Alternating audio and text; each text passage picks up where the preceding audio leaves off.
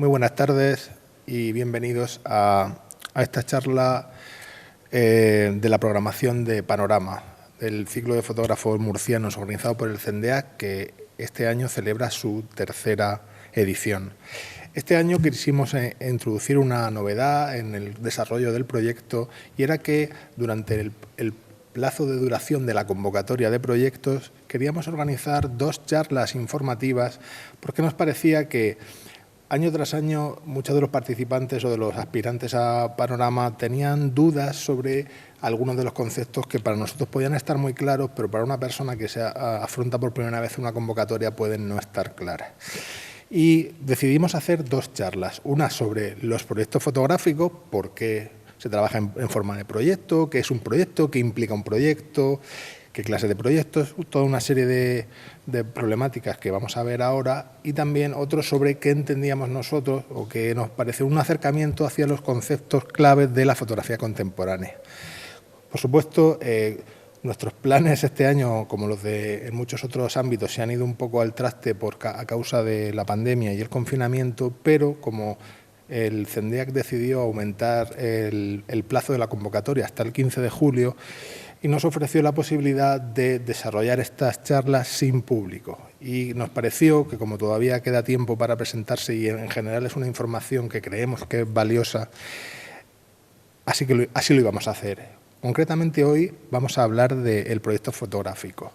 Yo soy Gustavo Alemán, el coordinador del ciclo desde el principio, y hoy me acompañan, tengo la suerte de que me acompañen Pascual Martínez y Vincent Sáez, que aparte de docentes, artistas, gestores y muchas cosas, son 2 antiguos participantes en Panorama y forman parte este año del jurado de selección. Son además expertos en la construcción de proyectos y hoy nos van a explicar un poco algunas claves que va a haber mucha información en poco tiempo. Nuestra idea no es que esto sirva para abrumar al espectador, sino simplemente que con toda esa cantidad de información recojáis las que os sea útil a la hora de construir vuestro proyecto, por supuesto para presentaros a la convocatoria de Panorama, pero más allá a la hora de afrontar vuestro trabajo fotográfico.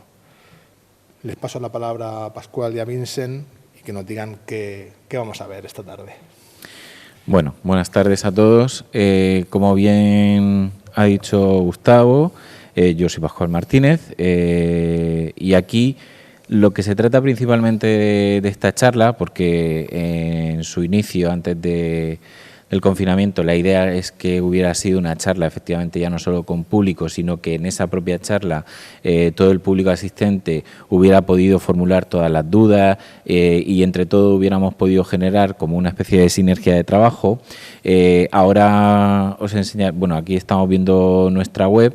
Ahí en nuestra web tenéis nuestro contacto por correo electrónico, tanto mío como de Vincent, y lo que os animamos es que después de esta charla, porque vamos a dar muchas ideas y veréis muchas cosas, si tenéis cualquier duda, os animamos a que sin ningún tipo de problema a la dirección del correo electrónico nos formuléis todas las consultas y todas las preguntas que consideréis convenientes, porque la idea era eso, que fuese algo como muy bidireccional y que en el momento de la charla se hubieran podido resolver esas dudas. Como no va a ser posible, nosotros lanzaremos todas las ideas y todo lo concerniente al proyecto fotográfico y a partir de ahí, pues bueno, las dudas que os surjan, nos las consultáis. Bueno, en esta charla la duda principal que se nos plantea a todos es de lo que vamos a hablar en ella. ¿Qué es un proyecto fotográfico? Nosotros hemos aprendido a hacer proyectos tanto en la Escuela de Arte, donde empezamos a estudiar, como a través de diferentes cursos y talleres en diferentes escuelas. Y de lo que nos hemos dado cuenta es que no existe una pedagogía estricta, ni siquiera unas reglas fijas, para que alguien haga un proyecto fotográfico. Cuando hemos tenido la oportunidad de dar cursos, talleres, siempre la gente nos pregunta cómo tengo que hacer un proyecto, en qué consiste un proyecto. Y realmente la conclusión a la que llegamos es que no existe un manual de instrucciones fijo donde le puedas decir a alguien cuáles son los pasos que tiene que seguir para llegar a un resultado final. A nosotros, en principio, lo que nos gusta distinguir es entre lo que es un proyecto fotográfico y lo que es un trabajo fotográfico. Quizá porque porque yo venga un poco de raíces de estudios arquitectónicos, donde los proyectos arquitectónicos eran en cierto modo ese manual de instrucciones que servía para construir finalmente un edificio, el objeto formal final, pues nos gusta llamar a todo lo que es el proceso proyecto y a ese resultado final trabajo. Los trabajos que habéis visto en nuestra web, nosotros los llamamos allí. Cuando están en esa fase de proyecto que no se ha materializado ni formalizado, ni en un fotolibro, ni en una exposición, ni en un trabajo totalmente cerrado, es cuando nosotros los llamamos proyectos. ¿Qué pedimos en esta convocatoria?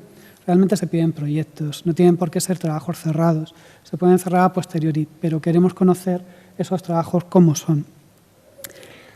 Porque siempre nos parece muy útil a la hora de definir algo, hacerlo de una manera negativa, decir qué no es un proyecto personal o qué no es un proyecto fotográfico. Al contrario de lo que... O sea, un proyecto fotográfico está compuesto de una serie de imágenes, pero lo que no es nunca es un popurrí de imágenes que no tienen ninguna unidad temática, ni estética, ni finalidad creativa. O sea, todos tenemos un amplio archivo fotográfico. Coger un grupo de imágenes al azar de ese archivo, en principio, a menos que haya una intencionalidad detrás o un propósito estético, narrativo, no es llevar a cabo un proyecto. En realidad, no es... un proyecto personal, pone aquí, estoy leyendo la chuleta, no es una serie, un conjunto de fotos con unidad temática o estética que no persigue la materialización de una idea que se concibe estratégicamente. Quiero decir, según nuestra concepción, que por supuesto es muy discutible y a la cual hemos llegado después de mucho pensar, sobre todo Pascual y Vincent, yo pienso menos, no es suficiente con un grupo de imágenes relacionadas para concebir un proyecto. Como ya apuntaba Vincent, un proyecto requiere para serlo, en nuestra opinión, la idea de convertirse en algo más, en algo que tenga una materialización final, ya sea un libro, ya sea una exposición, ya sea una proyección, porque la materialización en concreta no importa, lo importante es que se lleve a cabo, no es simplemente poner unas cuantas fotos juntas que tengan una cierta relación y decir, ahí va mi proyecto.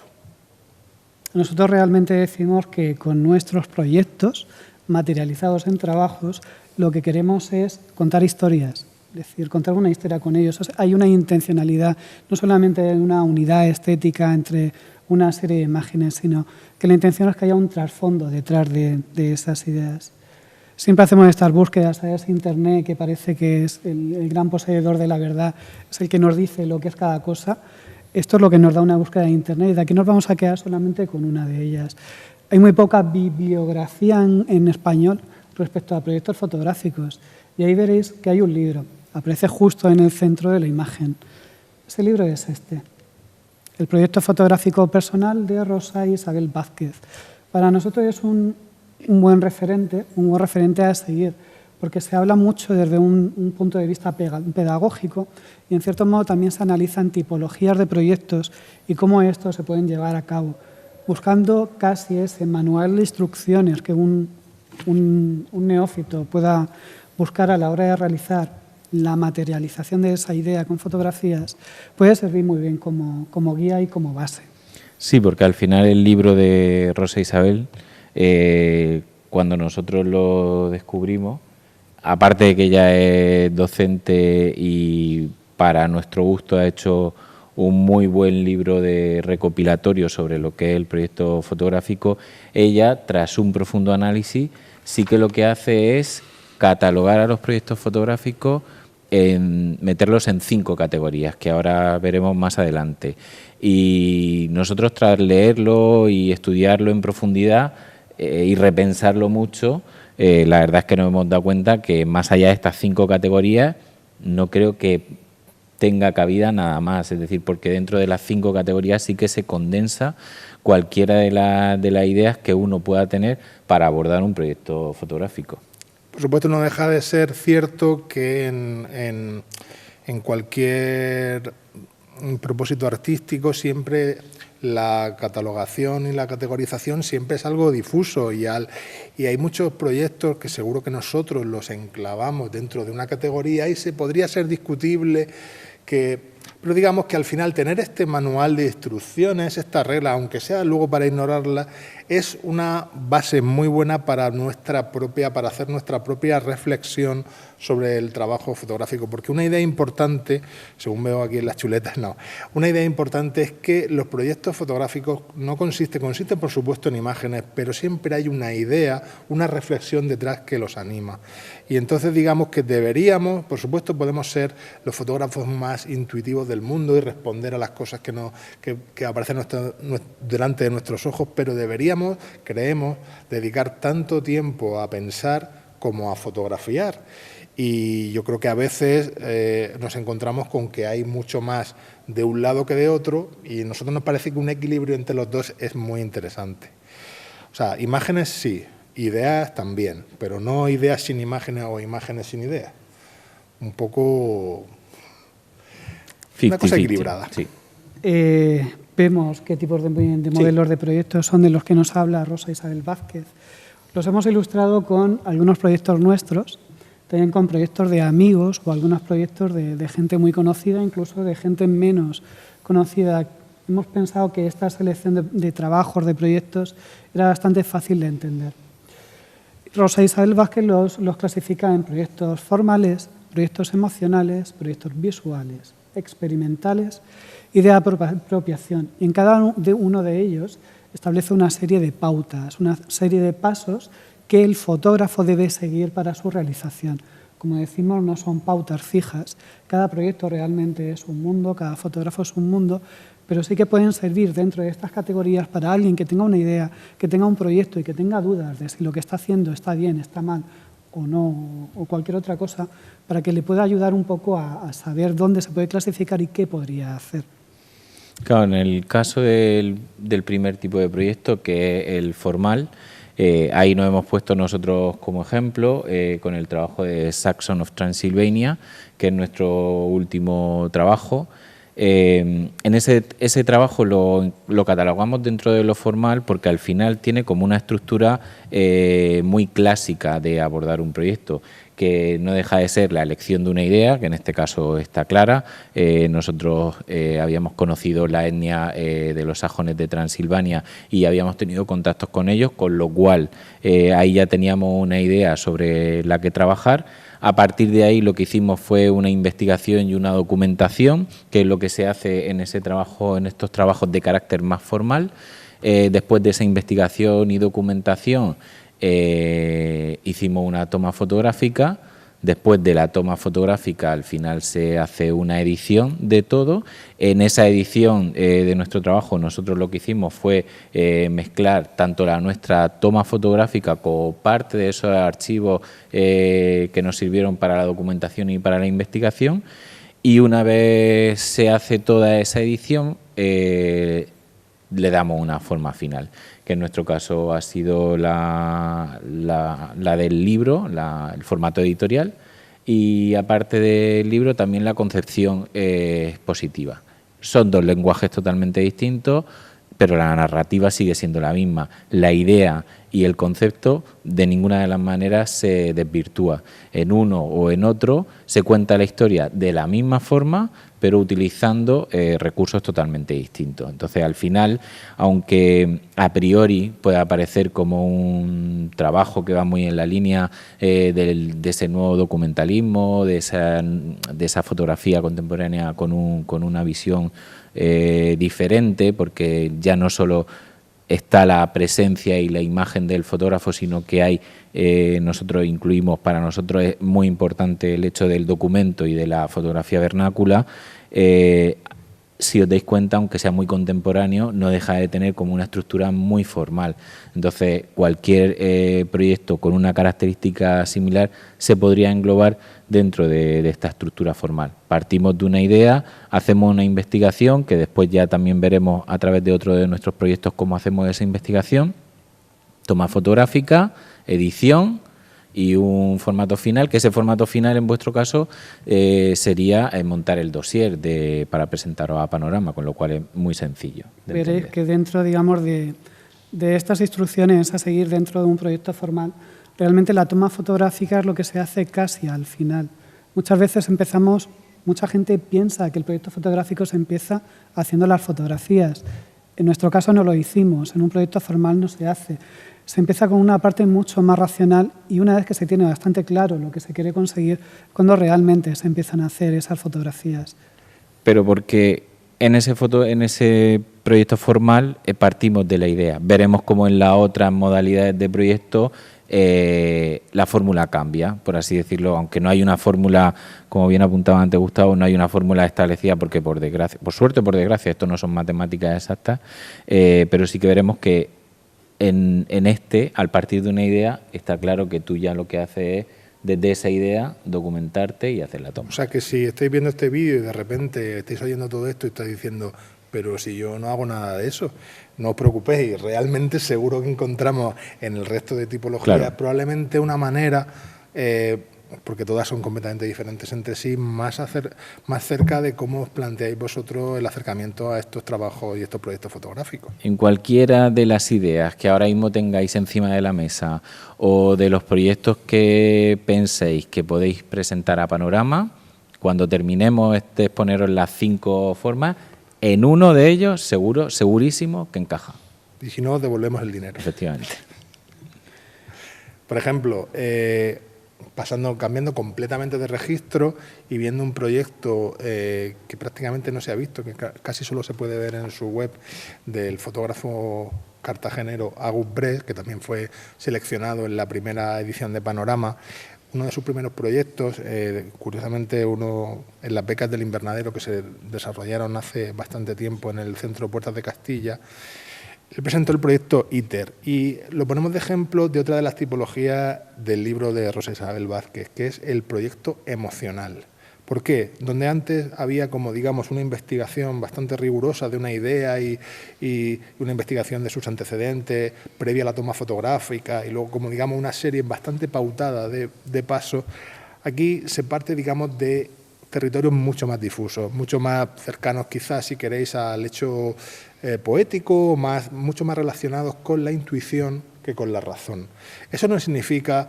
Cuando hablamos de todo esto, no queremos que os quedéis con que la materialización formal del proyecto, no necesariamente un proyecto emocional tiene que ser en blanco y negro y con las fotos movidas. No. Lo que queremos que os fijéis es en las ideas que hay detrás del proyecto.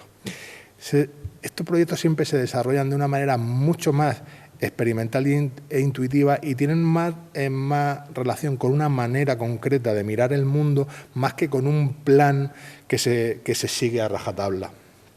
Digamos que en este sentido la investigación y la documentación previa pierden mucha relevancia, aunque puede haber un trasfondo detrás que si se investigue, pero digamos que está mucho menos relacionado luego en la toma de imágenes. Y por supuesto también al final, pese a lo difuso del plan o de las ideas o lo intuitivo, al final pasa por una recopilación del material obtenido, una edición y una forma final. En el caso concreto de ITER se hizo una maqueta, iba a tener también un formato editorial, lo que pasa que el libro no pasó del estatus de maqueta, es un objeto preciado que hemos visto alguna vez, pero que nunca llegó a convertirse en libro. Puede ser que si no os sentíais cómodos con la idea del proyecto formal, esto se parezca más a la manera en la que intuitivamente hacéis fotografías, pero igualmente, por muy intuitivo y muy difuso, al final se trata de darle orden y para que otras personas puedan entender lo que nosotros queremos decir con ese proyecto. Sí, porque en este caso, el caso que ponemos de Agus del proyecto emocional es precisamente lo opuesto al formal, porque son esas imágenes, es decir, la toma fotográfica se hace casi lo primero, nosotros en el caso de Agus podemos decir que incluso fue lo primero y después el proyecto fue tomando forma, entonces os podéis encontrar en la tesitura de que tengáis una serie de imágenes que no sabéis exactamente por qué las habéis hecho, pero que seguro que si os paráis a pensar un poco sobre ellas, a ponerle un poco de orden, hay una motivación clara del por qué lo hicisteis. Entonces, pues ahí tenéis un proyecto fotográfico. Aunque por su naturaleza suelen ser proyectos que son más difíciles de resumir en palabras. Claro, efectivamente, sí, porque al final partimos de un análisis a posteriori de la toma fotográfica, entonces es muchísimo más difícil el poder llegar a explicar su naturaleza, pero son igual de interesantes, igual de válidos y de hecho, aunque tengan ese carácter mucho, es decir, que se acerca más a lo conceptual, son muy interesantes. Entonces, si tenéis una serie de imágenes que no sepáis exactamente por un momento vital que tuvisteis o por un momento de vuestra vida que hicisteis ese tipo de imágenes, nosotros invitamos a que le pongáis un poco de orden y eso es un proyecto en toda regla. Por resumir lo que ya hemos visto. Ya hemos visto un tipo de proyecto que es el formal, digamos que parte de una idea, uno parte de una idea que tiene bastante clara. El proyecto emocional, digamos, uno parte de una idea que no la tiene clara, sino que empieza a hacer fotografías de una manera intuitiva. Y ahora vamos a por el tercer tipo de proyecto, que es el proyecto visual, que realmente arranca de un modo totalmente diferente. Aquí realmente esa idea inicial son imágenes mentales. ¿Qué ocurre? Existen una serie de bocetos en la cabeza del fotógrafo que al final los acaba plasmando gráficamente a través del dibujo y a partir de ahí es donde se extrapola fotográficamente. Ponemos el claro ejemplo del trabajo de Fernando Bayona, Circus Christi. Realmente porque encontramos que él tenía unos bocetos muy claros de lo que quería hacer con su trabajo. ¿Qué es lo que hace? Partiendo de esa idea, de esa imagen mental que tiene en un principio, realizando esos bocetos, él obtiene unas primeras conclusiones de qué es lo que quiere contar, qué es lo que quiere transmitir, y es donde empieza a experimentar y también a investigar. Todavía no ha hecho fotografía, digámoslo de este modo. Aquí es cuando el proyecto empieza a concretarse, empieza a delimitarse, tengo esta idea, tengo estos bocetos, esto es lo que quiero contar. Entonces es cuando se pasa a la toma fotográfica, a crear esas escenas que inicialmente se han bocetado. Se realiza la toma fotográfica, vais a ver un ejemplo de uno de esos bocetos de Fernando Bayona. Es decir, es un ejemplo muy claro, ahora pasamos para atrás para que lo veáis. Él hace este dibujo de qué es lo que quiere conseguir con esa escenografía, con una serie de modelos, con un escenario, colocando una serie de objetos que tengan una simbología. No lo calca exactamente, pero sí que hace aproximadamente lo que él tiene en su mente, lo que tiene en su cabeza y lo que ha bocetado con un grupo de imágenes que son lo que va a formar un proyecto seriado, en este caso. Finalmente, con esas imágenes lo que hace es una edición, es decir, una selección, dándole ese formato final, el formato que él decida, si es un formato expositivo o si es un formato en soporte editorial. Sí, son proyectos al final en los que el fotógrafo en este caso, cada uno se siente más cómodo porque se trata al final de una construcción de imágenes. Por eso ponemos el claro ejemplo de Fernando Bayona, porque la fotografía escenificada o la fotografía construida, llamámosla como queramos. Tenemos el caso de Fátima Ruiz, una de las de las panoramers que formó parte de la primera edición, tiene ese tipo de fotografía. Ella parte de esa idea que la concibe, la boceta, hasta que la transforma en imagen. Pero todo forma parte de un proyecto y todo forma parte de un mismo hilo argumental.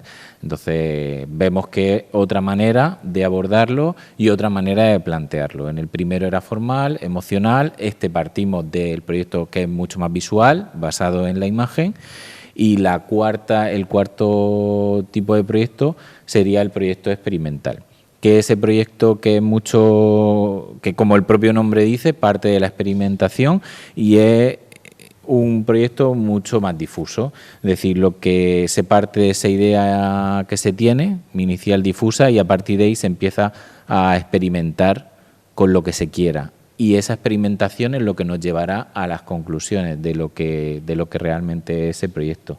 En este caso tenemos el proyecto de Raquel Gómez Vázquez.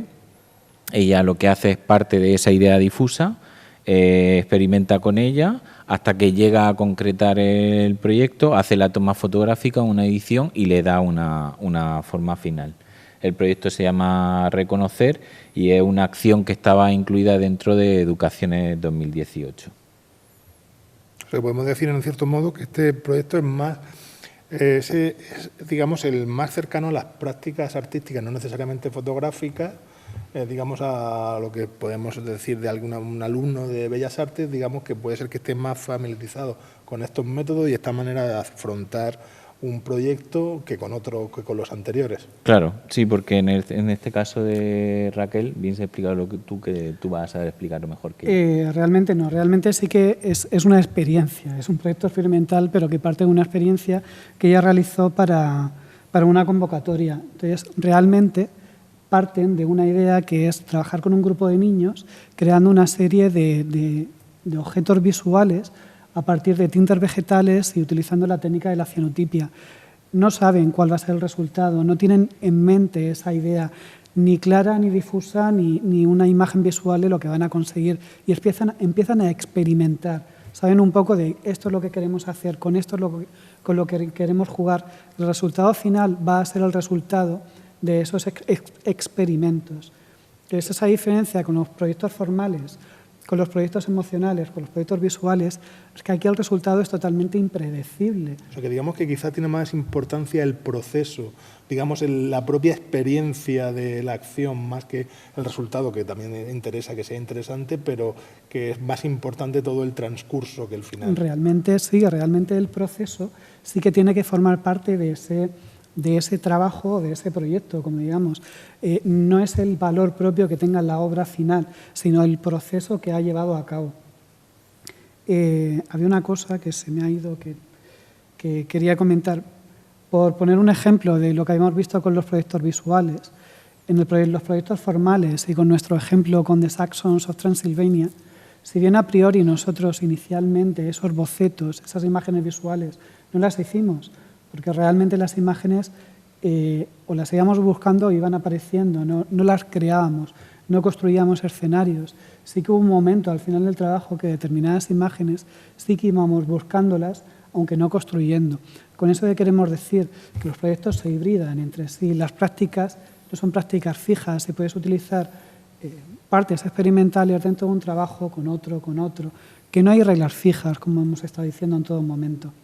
Claro, porque al final de lo que se trata es que parece que aquí estamos como dando una receta de cocina de los pasos a seguir y eso no es, ni muchísimo menos, porque el hecho de que lo que sí que damos es las pistas necesarias a lo mejor para poder darle forma al proyecto y que podáis ordenar todas esas imágenes y podáis saber cómo estáis abordando el proyecto, pero no existe una receta mágica, se puede saltar del es decir, habrá proyectos que tengan formal, visual y experimental, habrá otros proyectos que sean solamente formales y visuales, otros que sean experimentales y visuales, es decir, la combinación entre los 5 es infinita, con lo cual no se trata de que uno sea excluyente del otro, lo importante es que entre todos se mezcle. Nos puede ayudar tanto a la idea de plantearnos lo que vamos a hacer como de analizar lo que ya hemos hecho. Claro.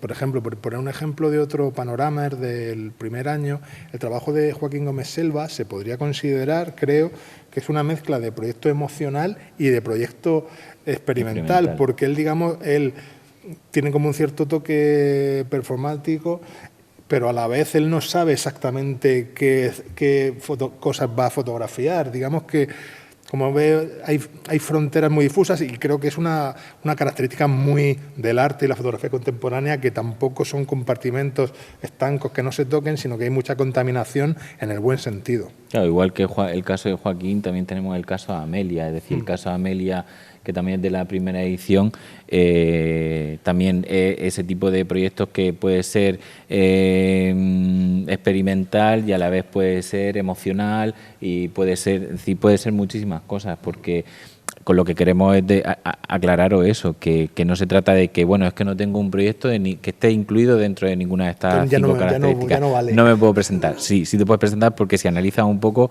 seguro que no es que esté incluido dentro de una, estará incluido dentro de 3, 4 o incluso de las 5. Vemos el último modelo de proyecto. Sí. Y lo vemos con otro ejemplo, además de una participante en la última convocatoria de Panorama, nuestra compañera Tatiana Avellán. Que también es parte del jurado. Que iba Gustavo. es el... ¿Cómo se llama este tipo de proyecto? De apropiación. Esto es una corriente que no es nueva, pero sí que está tomando mucha fuerza en los últimos momentos, y es la de utilizar materiales existentes, ya sean fotográficos o de otro tipo, para generar nuevos mensajes y nuevos discursos. Lo que, digamos, siempre se ha llamado apropiacionismo. Tatiana Bellán, ella curiosamente no se considera una fotógrafa, ella es una artista visual que muchas veces utiliza la fotografía. De hecho, en su carta de motivación, que es un tema del que luego hablaremos, ella decía que en cierto modo muchas veces se siente como una intrusa en muchos mundos a los que se asoma, y tenía cierta prevención de presentarse a Panorama, aunque también mucha ilusión, porque ella no considera fotógrafa en el sentido clásico. Pero al final su trabajo está muy íntimamente relacionado con la fotografía. En Fuisteis yo es como, digamos, es uno de casi como movimientos de una sinfonía. Ya va realizando diferentes acciones, siempre relacionados con fotografías ya existentes, que muchas veces ella compra en mercadillos y online. Y en este caso concreto, lo que se dedicó con esas fotografías físicas era a borrar químicamente parte de esa fotografía y dejar solo la parte que a ella le interesaba para este proyecto intacta, y a la vez en el montaje expositivo recoger en una botellita al modo de botica del siglo XIX parte de ese rastro, que al final es una cosa que a ella le interesa mucho, el rastro que el pasado deja, el rastro, las cosas que no desaparecen del todo. Al final era como una metáfora visual, y no solo visual, sino física, de todo lo que está, de todas las cosas, de todas las ideas que hay en torno al proyecto. Por supuesto, esto también está relacionado, podemos considerar que está relacionado con la anterior categoría de proyectos experimentales, porque no deja de ser también una investigación y también un proceso que es importante, tanto el proceso como el resultado final, pero claro, esto le añade el hecho clave en estos proyectos es la transformación. Imágenes que fueron tomadas con una intención, de repente nuestra autoría consiste no en generar esas imágenes, sino el nuevo significado. Hay gente, por supuesto, que tiene una mentalidad profundamente clásica, que esto le horroriza, pero en realidad esto se lleva haciendo desde hace mucho tiempo, y ahora hay muchísimos trabajos que están basados en la recontextualización de fotografía familiar, fotografía vernácula, de álbumes familiares, de autor desconocido, y a nosotros nos parece que son proyectos muy interesantes porque al final conectan mucho con un tipo de fotografía con el que todo el mundo está familiarizado. Entonces, creemos que son cosas que, aparte de tener posibilidades creativas, tienen muchas posibilidades de llegar a un público más amplio. Sí, porque si al final vuestra conclusión, después de plantearos decir, bueno, yo es que no hago fotografía formal porque no me interesa el salir a la calle y hacer fotos. No soy de fotógrafo emocional porque no me gusta, no creo que no tengo nada que contar. Lo de montar escenografía como que no va conmigo. Y esto de experimentar y demás, bueno, pues no es lo que me apetece. En el caso de este último ejemplo, el apropiacionismo, aquí tienen cabida, si, como antes decíamos, que hay que pensar y hacer imágenes, obviamente, pero si se tiene más capacidad o más facilidad a la hora de pensar y de teorizar, todo esto se puede transformar en este tipo de proyectos, que lo que sí que parten es de esa idea conceptual, a partir de ahí se experimenta con ello, se investiga, se teoriza, y a partir de esa teoría se aprovechan todas las lindes y todos los caminos que se pueden seguir dentro del apropiacionismo que está Pero que esto es apropiacionismo, o hacer un proyecto de fotos de la tele, claro, o de capturas de un videojuego. Podríamos estar horas discutiendo, pero eso es fotografía. En el fondo, tú estás generando imágenes con una intención. Claro. Para nosotros eso entra perfectamente dentro de los parámetros de Panorama. Claro, efectivamente, al final de lo que se trata es de eso, que sea que bueno, si no te apetece coger la cámara, hay otros lenguajes ahora mismo que son igual o más interesantes y que parten de decir, tu perfil puede ser precisamente ese, el de una persona que quiere teorizar más sobre cuál es el camino ahora de eso, de la fotografía, y cuál es el camino de esos estudios visuales. Pues esto es un proyecto pero igual de válido que el resto, con lo cual, bueno, pues ya tenemos 5 posibilidades, tenemos 5 proyectos, tenemos 5 tipos de proyectos con los que nos podemos presentar. Y podéis ver que no hay leyes exactas en las secuencias de trabajo de ninguno de estos proyectos. Es decir, vosotros sois libres de hacerlos como vosotros queráis. No hay reglas fijas, como hemos dicho siempre, es como vosotros os sintéis más cómodos y como al final creáis que mejor se puede obtener un resultado. Nosotros hablamos mucho de bloqueos, es algo muy frecuente hasta en nosotros mismos cuando nos podemos hacer proyectos fotográficos. Con amigos fotógrafos, cuando hemos dado clases, todo el mundo se bloquea en algún momento. Y es algo totalmente normal. Existen inseguridades de si lo que estoy haciendo está bien, está mal, son estos los pasos que tengo que seguir o no. Se puede salir de ese bloqueo. El bloqueo al final es una espiral por la que se entra, pero por la que también se sale trabajando a sí mismo. Vamos a ponernos un ejemplo muy claro de uno de los proyectos que nosotros empezamos, del proceso que seguimos y de cómo lo hicimos para que en cierto modo sirva de guía para que vosotros también podáis seguir vuestro propio proceso personal de trabajo. Es de nuestro trabajo en común de Pascual y mío, titulado The Tree of Life is Eternally Green. Sí, es el primer trabajo que hicimos juntos y bueno, aunque al final la metodología de todos los trabajos que abordamos sigue una línea más o menos similar, siempre hablamos de Tree of Life is Eternally Green porque al final es como el proyecto mater del que parte nuestra metodología de trabajo y nuestra investigación artística. Y bueno, como es esa masa madre de la que partimos, pues a partir de ahí el que usamos siempre de ejemplo. The Tree of Life is Eternally Green para aquellos que no lo conozcan, es un proyecto que habla de la relación que el ser humano, en concreto en Rumanía, tiene con su entorno natural, la relación que tienen con la naturaleza, y el por qué elegimos Rumanía fue porque queríamos trabajar juntos en un proyecto y para eso elegimos hacer una residencia artística.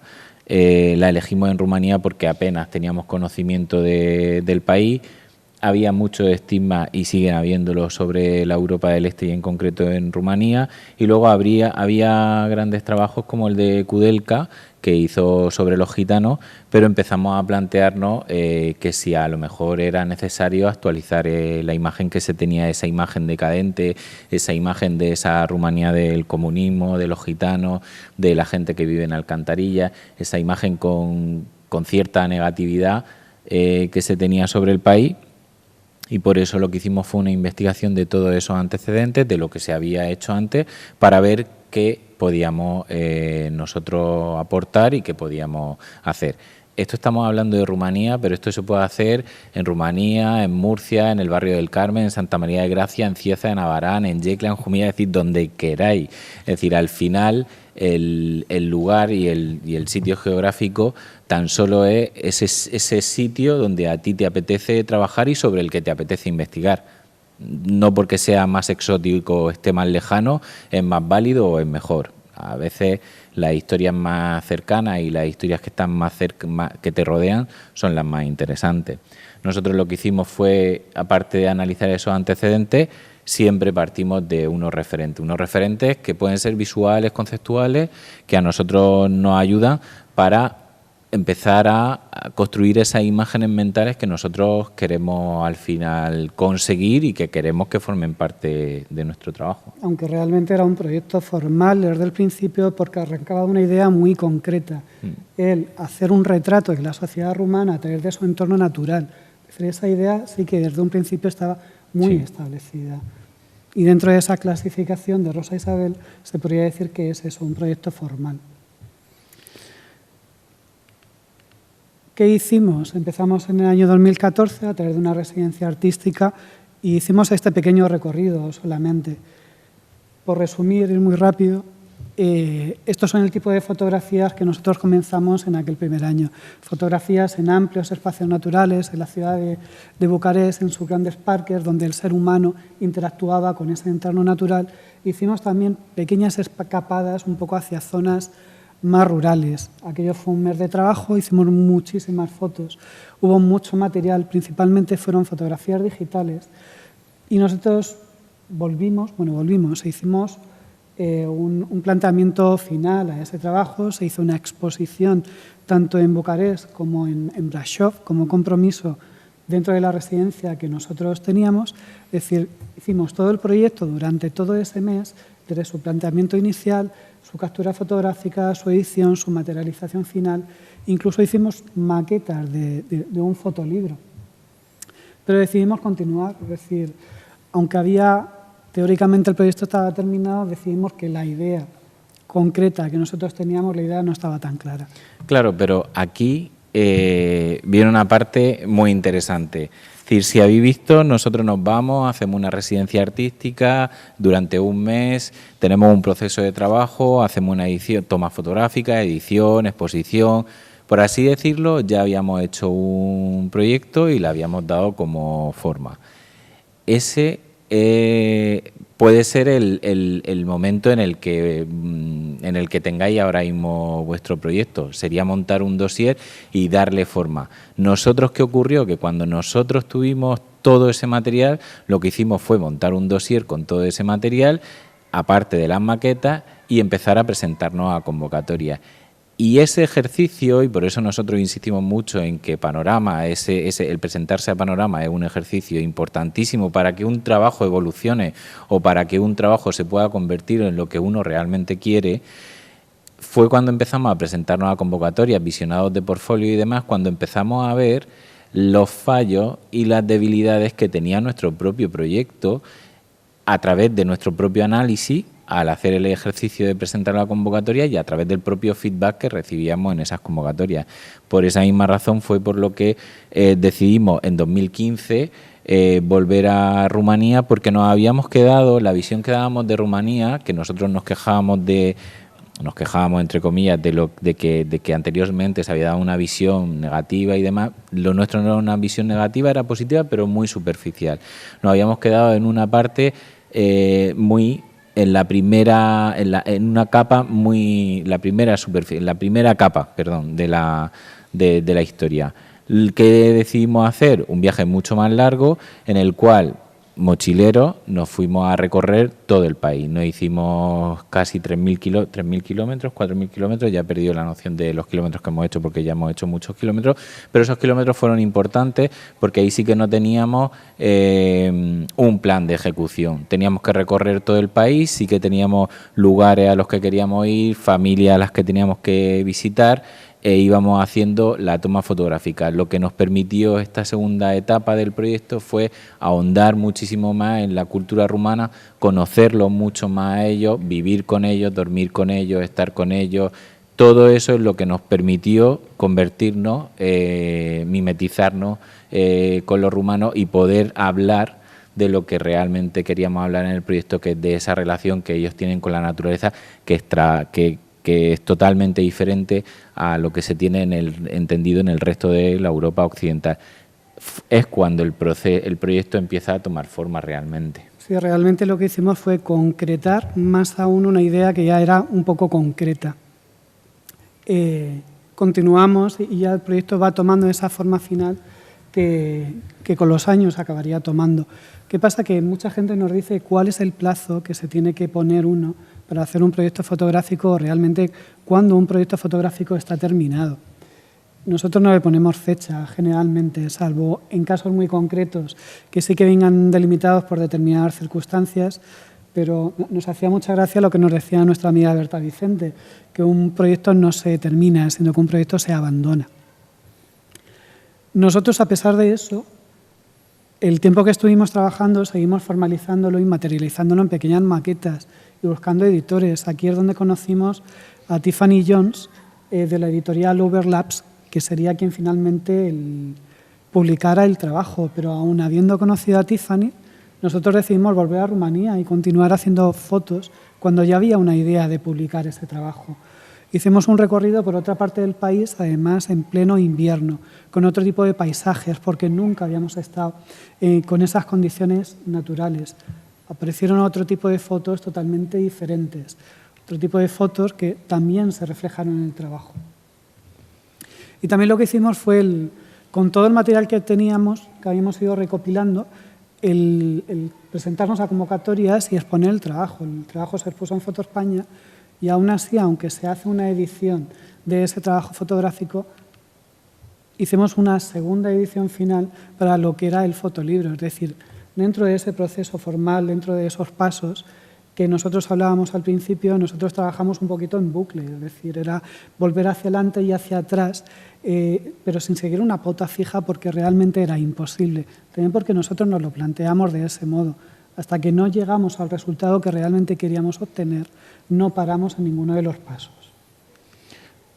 Sí, porque al final, como podéis ver, es presentarte a una y a otra convocatoria y otra convocatoria, con lo cual hay que hacer uno y otro dossier. Pero sí lo teníamos claro, era que todo el proyecto tenía la forma final que nosotros queríamos para esto, que era como el último punto de eso que hemos estado hablando, era el formato libro, el que fuera algo que se pudiera tocar, que fuera muy sensorial y que al final también la imagen que nosotros queríamos transmitir de Rumanía y el mensaje que queríamos lanzar pudiera llegar a cualquier parte, y qué mejor forma que a través de un libro que no tiene frontera y que puede llegar a cualquier parte del mundo. Aprovechando, estos son algunos de los libros que nosotros formaron parte del proceso de desarrollo de nuestro libro: el de Laia Abril, Jan Gros, el libro de La Selva, el de Seren Gil y el de Jack Latham, y el de Kazuma Obara. Es decir, esos 5 libros nos acompañaban para poder construir el libro que nosotros queríamos. Fueron muchos más también, pero estos fueron como los 5 que teníamos de cabecera. Se publica el libro de Tree of Life con la editorial inglesa Overlaps, que, como decimos, nos permite que el libro llegue a lugares insospechados como Tokio, China, Estados Unidos. El mensaje se expande y se hace universal, con lo cual el formato libro fue ideal para eso. Este es el libro. Pero aún así, además de ese formato editorial, el trabajo también tiene un formato expositivo. Formato expositivo, además, que se adapta en función de la sala donde se exponga. Nosotros podríamos decir que el trabajo sigue sin cerrarse, porque acaba mutando continuamente en cada sitio donde se va exponiendo finalmente. Esto es un ejemplo de lo que hablaba Pascual antes, de una librería. Una galería en Japón. No, en Corea del Sur. Corea del Sur, perdón. En Corea del Sur, donde ha llegado nuestro libro, y estos son algunos ejemplos de algunos sitios donde se ha publicado el trabajo o donde ha podido verse. La moraleja de esto no es que haya que seguir los pasos de Pascual y Vincent, sino que en realidad fue un proceso que, así contado, ellos no podían imaginar al principio, sino que, digamos, fue un proceso orgánico, y yo creo que una de las claves es que no se había agotado ni su curiosidad, ni su interés por el proyecto, ni todas las posibilidades del proyecto. Y ellos lo que sí que hicieron fue mantener una visión analítica en todo momento también sobre su propia energía y sobre las posibilidades del proyecto, y siguieron continuando, no porque dijeran, es que si seguimos, dentro de 4 años vamos a publicar en una editorial. No, todo eso son cosas que van surgiendo de estar en el momento preciso, en el lugar adecuado. Pero yo creo que hacer caso a tu propia sensación respecto a tu proyecto, de ver si tienes ganas de seguir explorando, si hay más posibilidades, si lo pueden mejorar, yo creo que eso es algo que, de todo lo que han hecho, yo creo que es la enseñanza que más se le puede dar a cualquier persona que está afrontando un proyecto propio, claro. Otro ejemplo de trabajo es el último que hemos publicado, que se llama The Saxons of Transylvania. Precisamente el proceso de trabajo es totalmente diferente a The Tree of Life is Eternally Green. Si en uno hablábamos de esos bucles y volver un poco hacia atrás y hacia adelante, este proyecto fue bastante más lineal en su proceso de desarrollo, porque desde un principio teníamos bastante más claro qué queríamos contar, cómo lo queríamos contar y el resultado final que queríamos obtener. Sí, por eso antes lo hemos puesto como ejemplo del proyecto formal, porque efectivamente teníamos muy claro qué queríamos hacer, partíamos de una idea, y fue una idea que surge haciendo de Tree of Life is Eternally Green. Si tuviéramos que catalogar dentro de esas 5 categorías de las que hablábamos a The Tree of Life is Eternally Green, precisamente sería el proyecto que hibridaría un montón de esas categorías. Sin embargo, The Saxon es muy se mete dentro de la categoría de formal, porque partimos de esa idea en el momento en el que conocemos a Marlene Stanchu en el Festival Fugalore Lore en Chinku, y a partir de ahí empezamos a conocer la cultura sajona. Descubrimos quiénes son los sajones, qué significaron en Transilvania, qué significaron para la historia de Rumanía. Tenemos acceso a su álbum personal y a partir de ahí es cuando se empieza a construir la historia de Saxon of Transylvania y lo que es la narración del libro. Además de que se podría decir que este proyecto tiene mucho de un proyecto de apropiacionismo también. Incluimos nuestras fotografías, obviamente, pero también queríamos incluir estas otras porque forman parte de la historia, no son fotografías nuestras. Son fotografías que hizo el fotógrafo del pueblo, que era quien retrataba todos los eventos que sucedían en aquel momento. Muchas eran fotografías de una boda. Y hay una historia detrás. Además, hay una historia en estas imágenes que han sido intervenidas posteriormente y no por el fotógrafo, y que nosotros hemos reinterpretado, apropiándonos de ellas, para incluirlas dentro de nuestra historia de trabajo. Es formal el trabajo, sí, pero como decimos, hibridándose también con otros aspectos de otros diferentes. Al final lo que prevalecen son las ideas y el sentido que queremos darle a esa historia. Y para eso utilizamos todas las herramientas que nosotros hemos tenido a nuestra disposición. También decidimos hacer un libro, nosotros hacemos las maquetas, ahí incluimos nuestras imágenes, y esta es la segunda maqueta ya que hicimos de The Saxons, que se parece bastante al resultado final, al fotolibro al final, no como en The Tree, que habíamos hecho 4 o 5 maquetas.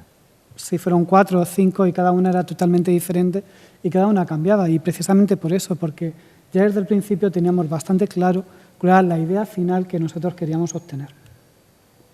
De todas maneras, si quieren más información sobre The Saxon, en el mismo canal de YouTube del CENDEAC está la charla, presentación del libro que se realizó, y la pueden tener todos los detalles de este proyecto. Efectivamente. Y bueno, ya para cerrar la última etapa de esta charla, que realmente creemos que puede ser lo más interesante y que más puede ayudar a la gente para construir ese dossier que tienen que presentar a la convocatoria, vamos a dar algunas pautas, algunas nociones, y además utilizando como base el mismo dossier que nosotros enseñamos, el mismo que nosotros presentamos a la convocatoria. Hay una serie de pautas en la convocatoria. Sí, una serie de requisitos que es lo que la gente tiene que presentar. Sí, que es lo que decíamos antes. Hay que presentar un dossier.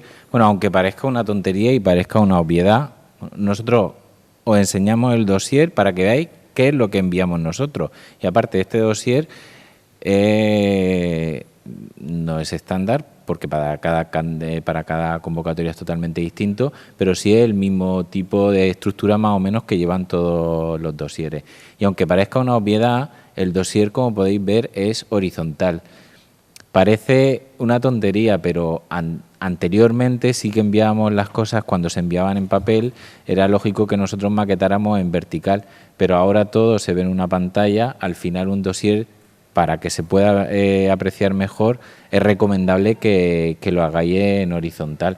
Entonces, aquí podéis ver que un dossier horizontal que sigue esa estructura que se pide en las bases, que es una pequeña biografía, que ahora la veremos, el currículum de los artistas, que ahora veréis nuestro currículum, un statement o un desarrollo del proyecto, las imágenes, la carta de motivación y al final vuestro contacto, vuestro correo electrónico, teléfono, web si tenéis, y toda la manera todos los datos para que se pueda contactar con vosotros. Realmente en cada convocatoria pasa como en los proyectos. No hay normas fijas, en unas te piden una cosa, en otras te piden otras. Esta era un poco puñetera porque es de las pocas que te piden una biografía y un currículum vitae artístico.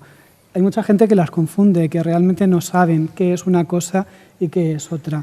Esta es la bio que nosotros redactamos en su momento. Ahora tenemos otra redactada que es un poquito más amplia, incluso tenemos varias con diferente número de palabras, porque muchas convocatorias sí que las limitan. Siempre la acompañamos de una fotografía. Mucha gente tiende a obviar la fotografía. A mí, como jurado de esta convocatoria, sí que me gusta saber quién es el fotógrafo que se presenta a esta convocatoria. Mucha gente hasta omite su propia foto de su página web y creo que es algo que no tenemos por qué ocultar. ¿En qué se diferencia una biografía de un currículum artístico? Viéndolo así de manera visual creo que queda más claro. La biografía, en cierto modo, está redactada, es una redacción continua donde se explican cuál es la trayectoria que ha tenido ese artista. Suele incluirse el lugar de nacimiento, el año de nacimiento. Nosotros incluimos un pequeño statement de artista. Ese statement de artista es una declaración de intenciones de lo que tú como artista le quieres contar a la gente con tu trabajo, en general, no solamente con este. En el resto de texto lo que incluimos pues, es los premios más relevantes, las publicaciones más relevantes que hayas obtenido y que puedan ser de mayor interés a quien lo pueda leer. Ya de manera más detallada, en el currículum artístico lo desglosamos todo. Por supuesto, la biografía también puede tener un formato, digamos, más literario, sobre todo si no tiene méritos y puedes contar como quieras. En realidad todo ofrece información, parece que no, pero cada cosa, tal y como la redactes, da una información. Puedes decir, en realidad puedes incluir cosas como por qué te presentas a la convocatoria, pero creemos que eso forma más parte de la carta de motivación. Sin embargo, hay gente que lo incluye en la biografía. Yo creo que al final es como... La biografía debe ser algo que de un vistazo rápido te defina quién eres, de dónde vienes, y luego ya el currículum es para entrar más al detalle y más el currículum suele ser algo como más árido y más una recopilación de datos, y la biografía, digamos, es una manera casi más literaria de ordenar eso en una secuencia para que de un vistazo sepan quién eres. Ya está, no tiene especial importancia. Por lo menos en este concurso, no sé en otro, lo del currículum y tal es interesante, pero no es determinante. En estas cosas hay que ser pensar un poco en quiénes van a leer esos dosieres. Os podemos poner el ejemplo de hace poco salió la resolución de la convocatoria de las ayudas que la VEGAP había sacado. Iban a dar 100 ayudas de 2.500 euros a los artistas y se habían presentado, eran 6.000. Había 6.000 personas que habían presentado un dossier. La verdad es que si formas parte de un jurado donde tienes que revisar esos 6.000 dosieres, agradecer mucho que las cosas estén claras, que no haya mucho rollo, que se pueda leer con facilidad, que todo sea sencillo y rápido y agradable a la vista. Nosotros lo intentamos y la verdad es que vamos resumiendo y intentando cada vez sí que el currículum se va ampliando. No es malo, pero sí que tiene su parte mala cuando lo tienes que incluir en un pequeño dossier. Y no necesariamente más es más, porque hay gente que pone absolutamente todos los premios, aunque sean de hace 25 años. No, una selección de los que tú consideres más importantes yo creo que es más útil y efectivamente al jurado lo va a agradecer. Sí, porque al final de lo que se trata es de ser sintético. De ser sintético tanto en esa bio de la que hablamos, que tiene que ser esa declaración de intenciones y cuáles son tus intereses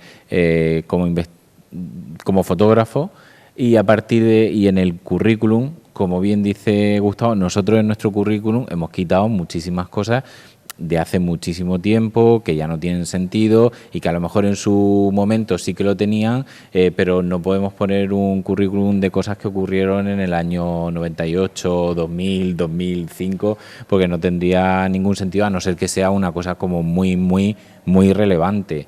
Pero no una exposición en, no sé, no voy a decir aquí cualquier sitio, pero en un bar de no sé dónde, en una cafetería, tal, que son maravillosas, pero no procede. Porque al final sí que uno tiene que ser eso, sintético y sistemático, porque cuando un jurado se enfrenta, el caso de la Vega, que es un caso extremo, porque eran 6.100 y pico candidatos, y por la situación en la que nos encontramos, y porque eran muchas ayudas, que eran 100 ayudas, y realmente no hay una beca ahora mismo que se ve que en 100 personas. Entonces, obviamente, el número de presentados era mucho más amplio. Pero por lo general, en en una convocatoria de estas características o de cualquier otras características, la medida suele ser de unos 100, 200 dosieres, que ya es una cantidad muy importante cuando un jurado tiene que leer 100 bios, 100 statements, con lo cual ya no solo en la bio, sino ahora lo veremos en el propio statement del proyecto. Es muy importante que sabemos que para uno lo más importante contar su proyecto, pero eso ya vendrá en la parte de la charla, que es donde tendréis todo el tiempo del mundo para poder contarlo.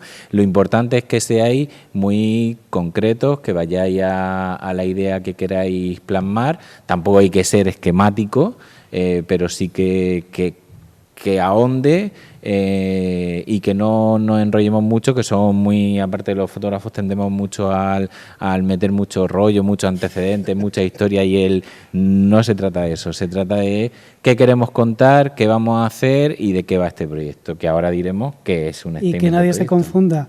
Esto no es un currículum para una oferta de trabajo, es decir, no hay que poner si has trabajado de camarero en un bar. Porque si tienes el carnet de... Así que muchas personas lo ponen, y yo entiendo que porque son los currículums que están acostumbrados a realizar. No es una, hay que incluir información que sea relevante.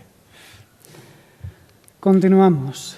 En lo que es ese statement del proyecto, nosotros siempre intentamos que a primera vista se vea el título, que es bastante importante, quiénes son los autores, no sé si aparece en algún lugar la fecha de realización del proyecto, y un pequeño resumen que, como hemos dicho, si se tienen que leer miles de dosieres, que directamente vayan al resumen, si no tienen tiempo para poder entenderlo. Nosotros lo hemos incluido aquí, en ese primer parrafito, y la verdad es que intentamos siempre que en 4 o 5 líneas quede bastante claro qué es lo que queríamos contar. Luego ya lo desarrollamos un poquito más, incluyendo en cierto modo una justificación y unos objetivos finales. Nosotros decimos que un statement de un proyecto lo componen una definición, una justificación y unos objetivos. Con eso, teóricamente, está todo dicho. No hay que meter rollo, se tiene que entender muchas veces. Divagamos en exceso y metemos cosas que, más que ayudar a que se entienda lo que queremos contar, lo que hacen es perdernos. Sí, porque al final daros cuenta que el resumen ese que nosotros, esas pequeñas líneas, que no sé cuántas palabras ni cuántos caracteres eran, porque nosotros sí que medimos mucho por palabras y por caracteres, pero viene a ser como la sinopsis de una película. Es decir, daros cuenta que hoy en día, cuando vamos a cualquier plataforma a elegir una película o una serie, lo que hacemos es precisamente leer esa sinopsis y saber si nos va a enganchar o no nos va a enganchar. Luego ya, a partir de ahí, es cuando entra la segunda parte del texto, que es el statement ese del proyecto, que es la película en sí. Entonces, en el resumen hay que ser muy... Repetimos que hay que ser como muy esquemático, muy concreto, muy hay que conseguir enganchar al espectador, en este caso al lector, al proyecto. Y en el statement ya nos podemos expandir un poco más, podemos desarrollarlo un poco más, pero tampoco en exceso.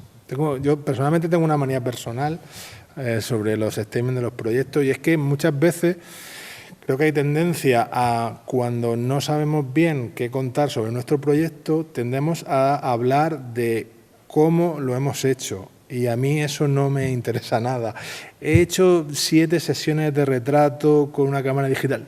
A mí eso me da igual. Quiero decir, personalmente prefiero que me cuenten mucho más el por qué que el cómo. Si el cómo es especialmente relevante para el proyecto... Que sea un proyecto experimental, que claro, sea por supuesto.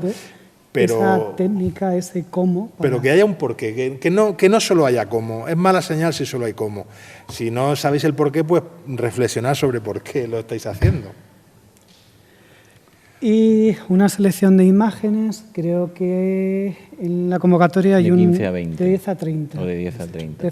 De 10 a 30 fotografías, nosotros no llegamos a las 30, sí que hicimos una edición de imágenes que resumieron un poco lo que nosotros estamos intentando contar con este trabajo. Además, las compusimos, las maquetamos como esa forma que nosotros queremos darle al trabajo. No solamente una imagen por página, sino jugando con dípticos, jugando con el espacio, jugando con superposiciones de imágenes y creando algo más o menos sugerente para que quien lo vea le pueda atraer lo que nosotros queremos contar. Claro, en este caso, que ni siquiera hemos dicho, estamos hablando del dossier, pero el proyecto que nosotros presentamos a la convocatoria Panorama se llama Expedición no concluyente. Es un proyecto que de esos que habíamos trabajado, que teníamos en ciernes, pero no habíamos tenido la oportunidad de ponernos a trabajar en serio, de darle orden, de terminarlo de conceptualizar, o por lo menos, aunque sí teníamos algunos apuntes y bocetos de qué iba el proyecto, pero no, para nosotros el ejercicio del presentarnos a Panorama era importante por esa razón, porque nos dimos cuenta del proyecto que teníamos entre manos, de lo que nos estaba interesando, de que también era un proyecto totalmente distinto a lo que anteriormente habíamos hecho. También es un proyecto que está hecho en diferentes lugares, no solamente sí que está hecho, gran parte está hecho aquí en España, pero hay otras imágenes que no están hechas en España. Es un proyecto que nos acompaña de manera permanente, y que también nos ha permitido el hecho de darle orden, presentar el dossier, hacer la charla aquí sobre Panorama, el tener que hablar de ese proyecto, que aunque todos los proyectos sean hijos nuestros, hablar al final de un proyecto no es tan fácil. Y después de la charla, lo que nos hemos dado cuenta, hemos seguido trabajando en el proyecto, hemos seguido haciendo imágenes para Expedición no concluyente, lo hemos presentado a más lugares y ahora nos hemos dado cuenta del proyecto que llevamos entre manos, con lo cual para nosotros el hecho de Panorama ha sido un ejercicio importantísimo. Por eso animamos, y aunque sea aquí como súper insistente, pero es verdad que sé a ciencia cierta que hay muchísima gente que tiene cosas entre manos y que no sabe realmente cómo terminarlo o cómo darle una forma final, pues este es el lugar adecuado. Es decir, haciendo un dossier, y aunque no se tengan todas las imágenes, nosotros aquí en el dossier presentamos una serie de imágenes y luego en el libro final de Panorama se incluyeron otras, y el proyecto ahora mismo, aparte de estas, tiene muchas más imágenes, con lo cual eso es lo bueno de todo esto, que es un proyecto que la convocatoria te da pie a que puedas darle forma a algo que lleva entre manos o algo que tiene en mente y que todavía no ha sabido darle forma. En la base muy específicamente no se pone como requisito que los proyectos tengan que estar acabados para precisamente dar pie a proyectos que están en desarrollo. Lo interesante es que ya lleven un cierto desarrollo, porque nos parece que la participación en Panorama puede contribuir positivamente al desarrollo, a la finalización de los proyectos. Por eso no quisimos limitar a proyectos que ya estuvieran, digamos, cerrados con un lacito para entregar, sino proyectos a los que precisamente el participar en algo así pudiera ser especialmente útil. Y volviendo un poquito atrás, ¿qué tipo de proyecto es?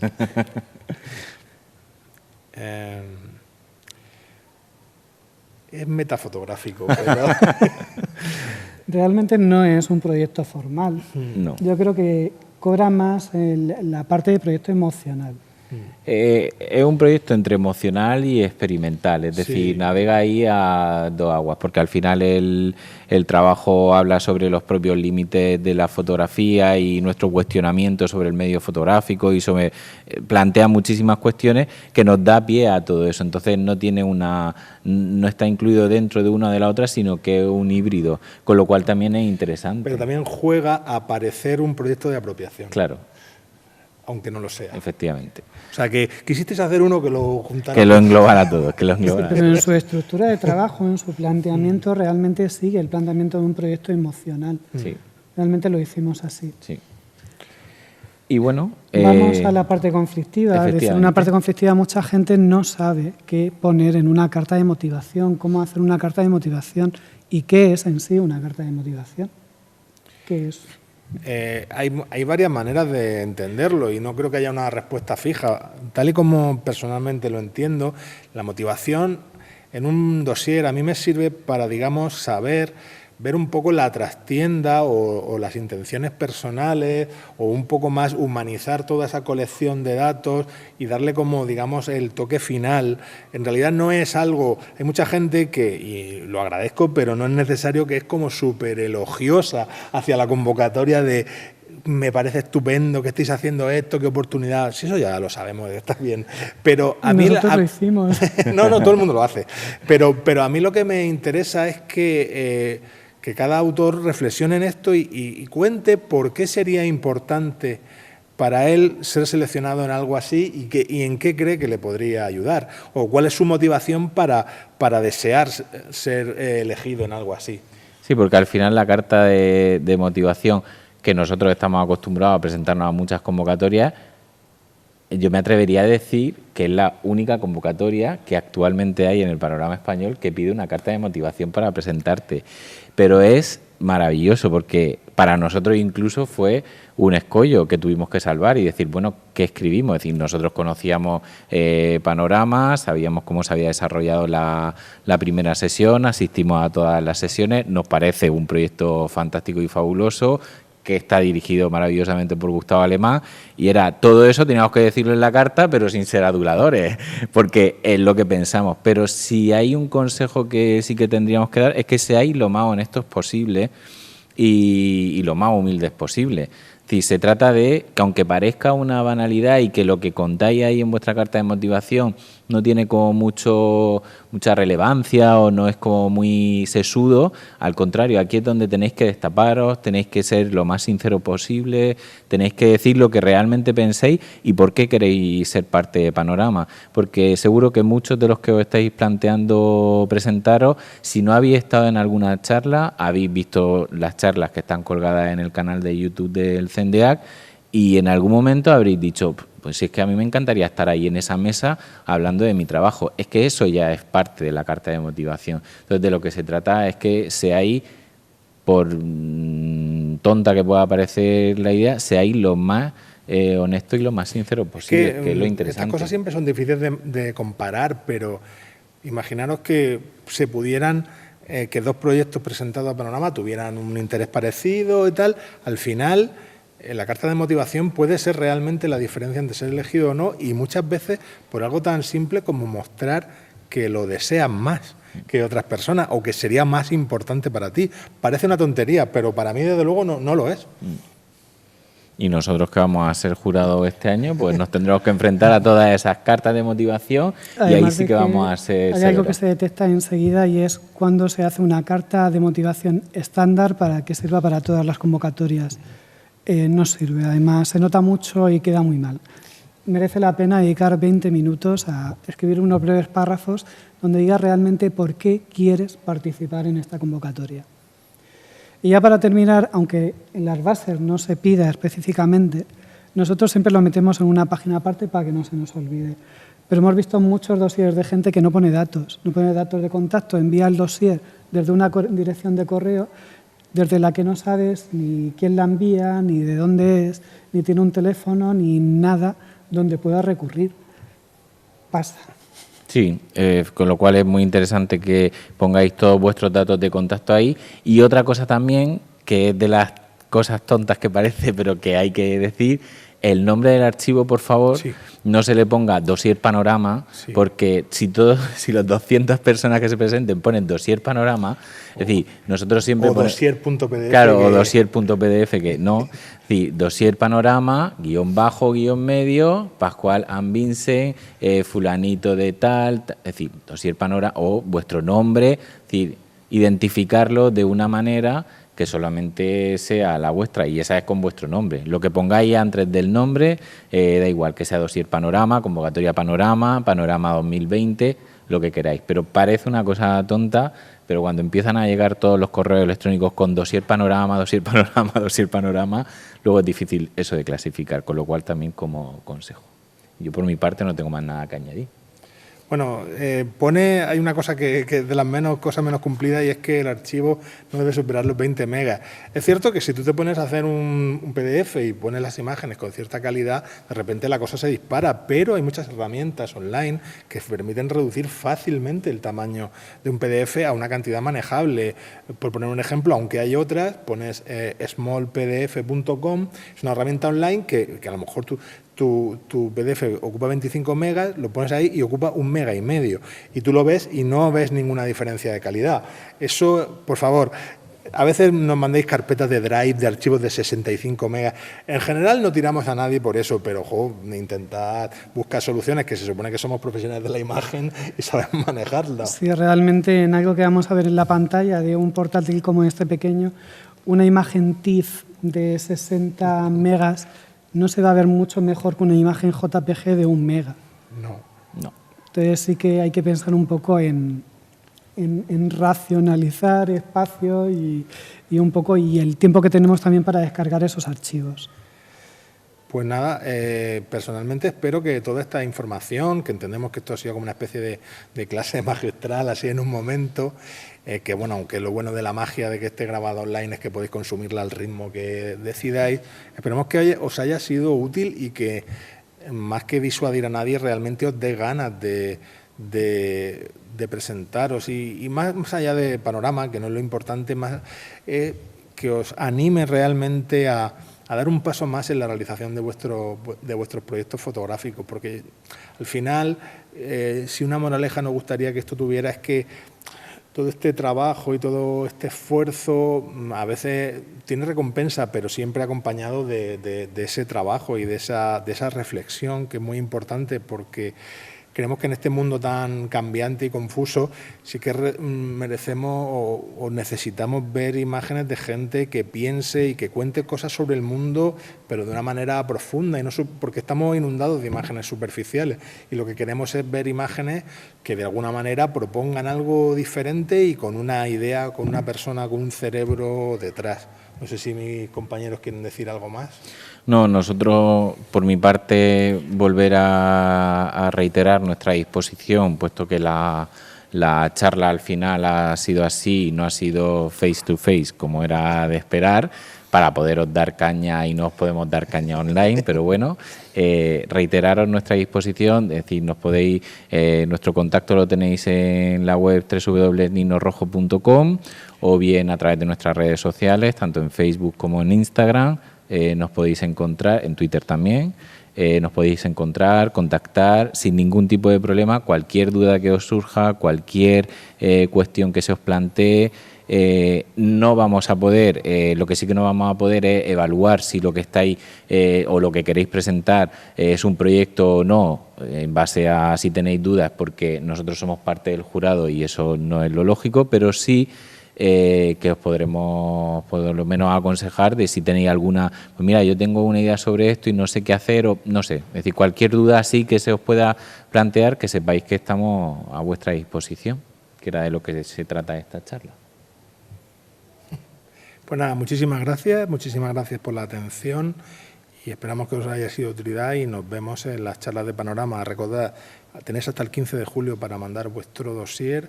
Las charlas este año se realizarán después del verano, que es tal y como estaba previsto, y nada, esperamos para ese momento poder veros a todos en persona y muchísimas gracias de nuevo por la atención.